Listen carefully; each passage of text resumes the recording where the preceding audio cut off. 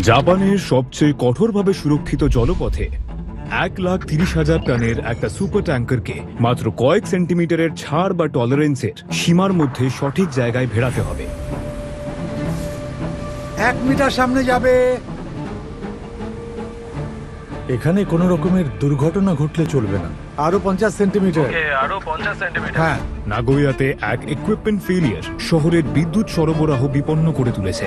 আসলে আমার মতে আমাদের প্রাথমিক কাজ হলো সরবরাহ স্থিতিশীল রাখা নিশ্চিত করা, কিন্তু সে কাজে বড় সড়ো প্রতিবন্ধকতা আছে। হ্যাঁ।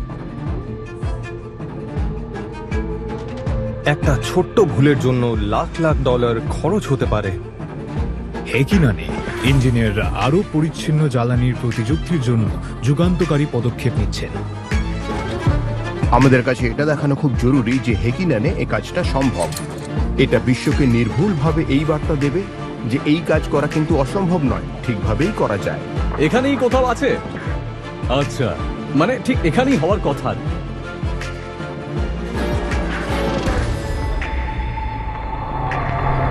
এবং আকিতাবের সমুদ্রে জাপানের এক বৃহত্তম অফশোর উইন্ড ফার্মের নির্মাণ কাজ শুরু হতে চলেছে। এগুলো হবে বিশাল, 260 মিটার উঁচু। এই প্রথমবার জাপানে এত বড় উইন্ড টারবাইন তৈরি করা হবে। টারবাইনগুলো বসানোর পরে কিভাবে আমরা বিশ্বে মাছ ধরার কাজ ভালোভাবে চালানো নিশ্চিত করব? আমাকে লোকজন বলছে তোমরা এরকম কাজ করছো, ওইখান থেকে কেটে পড়ো। আধুনিক জীবনের প্রায় সব ক্ষেত্রে আমরা অবিরাম বিদ্যুৎ সরবরাহের উপর নির্ভর করি। এই সব নারী পুরুষ আছেন আপনার বিদ্যুৎ সংযোগের অপর প্রান্তে, সেই সঙ্গে আছে তাদের প্রতিদিনকার নানান চ্যালেঞ্জ। আমি চেক করছি। এই যে এখানটা বেঁকে গেছে। দেখছেন এনার্জি ফ্রন্টলাইন জাপান।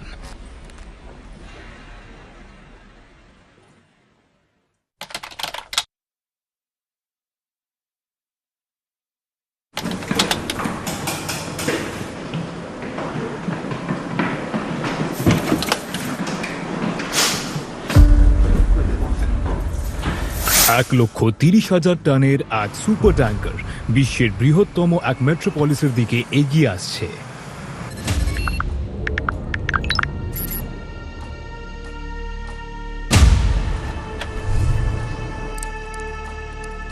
যা বয়ে আনছে প্রায় 1,50,000 cubic meter liquefied natural gas.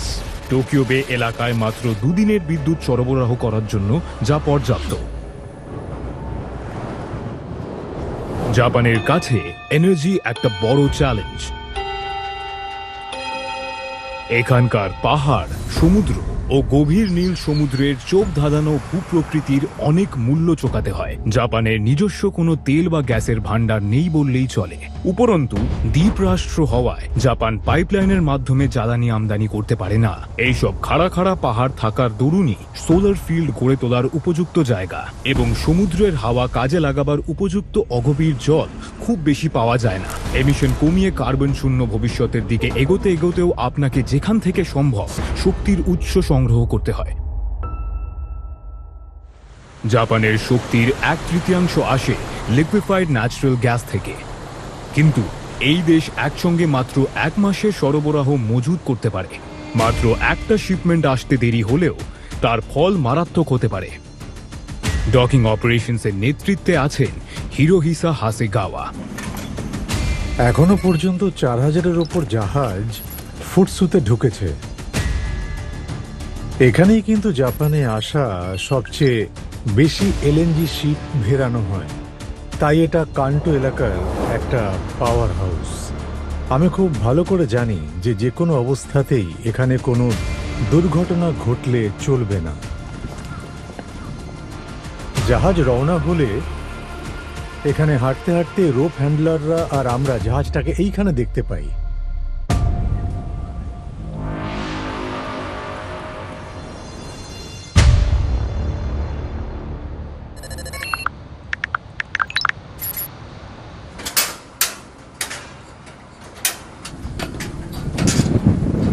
এখানে ডেক থেকে লোকজন হেঁটে আসে, এখান থেকে ব্রিজে পৌঁছতেও 7 তলা উপরে উঠতে হয়, প্রায় এতটা উপরে। এই জাহাজটার মস্ত কভার আছে, এটা বিশাল বড় জাহাজ।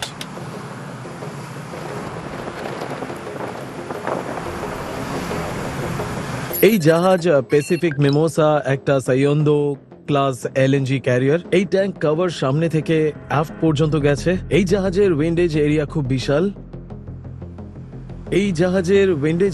খুব বিশাল। তাই এর উপরে খুব হাওয়ার বড়সড় প্রভাব পড়ে।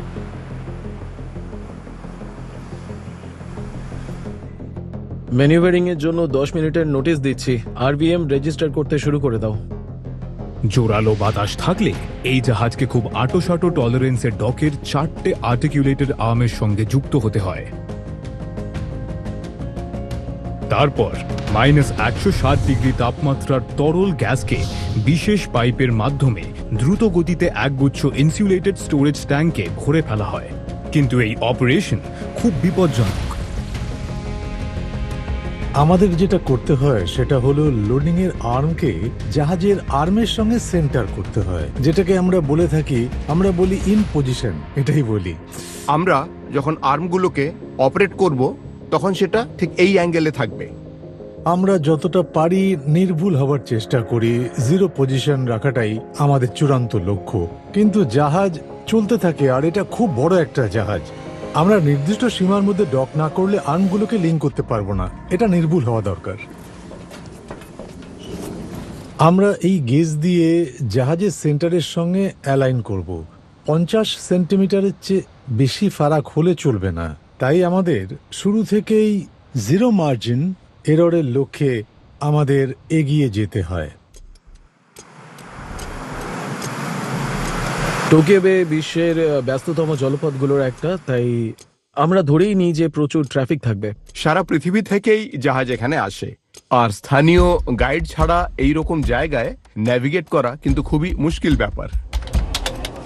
টোকিও বের আরেক অংশে 2জন স্থানীয় পাইলট একটা ট্রান্সফার বোট নিয়ে ট্যাঙ্কারের দিকে এগোচ্ছে। জাপানিজ আইন অনুযায়ী 10,000 গ্রস টঙ্গেজের ওপরের জাহাজগুলোর একজন পাইলট থাকা আবশ্যিক। সেটা ঠিক। টোকিও বের সিবেড আচমকা খুব অগভীর হয়ে পড়তে পারে। এটা কি তলায় ঠেকে যাবে? হ্যাঁ, ঠেকে যাবে।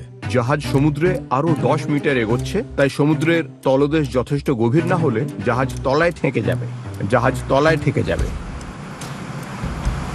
এলএনজি ট্যাঙ্কারের বিশাল ভর ও মোমেন্টাম থাকে, সেগুলোকে কম গতিতে চালানো শক্ত হয়ে উঠতে পারে। তাই জাহাজগুলো দ্রুত বেগে পাশাপাশি এগোতে থাকা অবস্থায় পাইলটদের জাহাজ বদল করতে হয়। সবাইকে নির্ভুল তাল মেলে কাজ করতে হয়।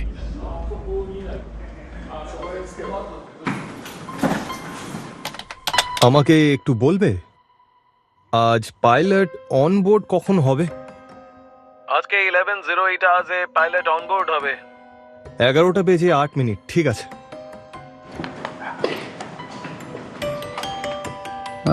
আচ্ছা, বেশ। The specific mimosa fuel technology unit আমাদেরকে এই রিসিভিং ডেটা শিট আগে ভাগেই পাঠিয়ে দিয়েছে। আজ 1300 ঘন্টা সময় বার্থ অ্যারাইভাল নির্ধারিত আছে।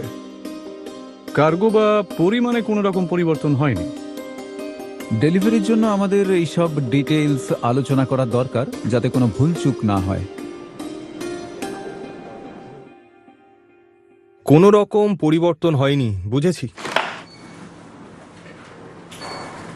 আমি ঠিক জানি না পৃথিবীর আর কোথাও এভাবে এলএনজি ক্যারিয়ার্স হ্যান্ডেল করা হয় কিনা। আমার ধারণা এটা হয়তো জাপানের বৃহত্তম ফেসিলিটির মধ্যে একটা। কিন্তু টোকিও বেতে জায়গা খুব কম থাকায় এবং সিটি সেন্টারের এত কাছে হওয়ায় কঠিন পরিস্থিতির মধ্যেও যথাসাধ্য ভালোভাবে অপারেট করতে হয়। এখানে কোনো মতেই দুর্ঘটনা ঘটা চলবে না। কিন্তু বার্থ মাস্টার হাসেগাওয়া আবহাওয়া নিয়ে দুশ্চিন্তায় আছেন। আবহাওয়া আগের থেকে ভালো হয়েছে। হ্যাঁ, তাই দেখছি। যেহেতু আমাদের উইন্ডেজ এরিয়া খুব বড়, তাই জোরালো হাওয়া থাকলে আমাদের স্টেবিলিটির ওপর প্রভাব পড়বে। তাছাড়া আমাদের কার্গো ট্যাঙ্ক প্রেসারের ওপরও প্রভাব পড়বে। এর মিথেন কন্টেন্ট খুব বেশি। এলএনজি হলো -160 ডিগ্রিতে থাকা একটা তরল। সমুদ্রে ঢেউ খুব বেড়ে উঠলে জল আছড়ে পড়তে পারে এদিকে ওদিকে। ধরুন 100 ডিগ্রি সেলসিয়াসে এক কেটলি জল আছে, সেটা তো ফুটবে, তাই না? ট্যাঙ্কের ভেতরটা সারাক্ষণ সেই অবস্থাতেই থাকে। এলএনজি সময়ের সঙ্গে সঙ্গে নিজে থেকেই উবে যেতে থাকে। আর যেহেতু এলএনজি খুব ঠান্ডা তাপমাত্রায় রাখা থাকে, তাই যে কোনো নড়াচড়ায় সেটা কার্গো ট্যাঙ্কের মধ্যে প্রচুর বাষ্প তৈরি করবে। আদর্শ পরিস্থিতির মধ্যেও পাইলট ট্রান্সফার প্রসিজার বিপজ্জনক কাজ। কিন্তু আজ জোরালো হাওয়া আছে,